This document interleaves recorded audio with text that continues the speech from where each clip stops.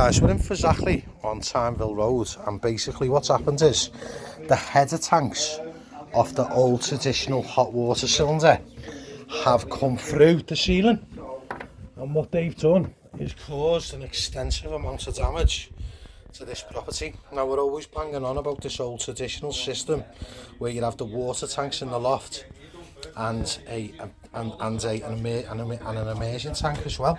So what's happened here is basically the water's flooded through and corroded all the gas supply pipework along with water pipework. So the team are in now today to basically, if you look at the cooker, that's fell through on the cooker. So this house has had some work done to it in the part of the refurbishment to basically get it back to livable conditions.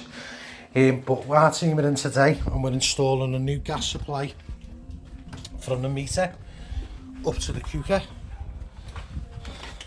The cooker's obviously not working and disconnected. From the meter over to the boiler location over here. Then basically we're going to get this boiler on and test it to see whether it's in working conditions. We don't feel that it will be, but basically let's do the work and then hope for the best, so our customer doesn't have to lay out any more money.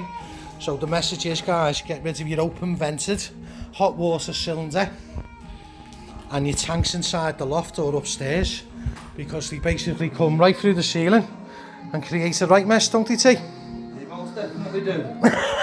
Sad as.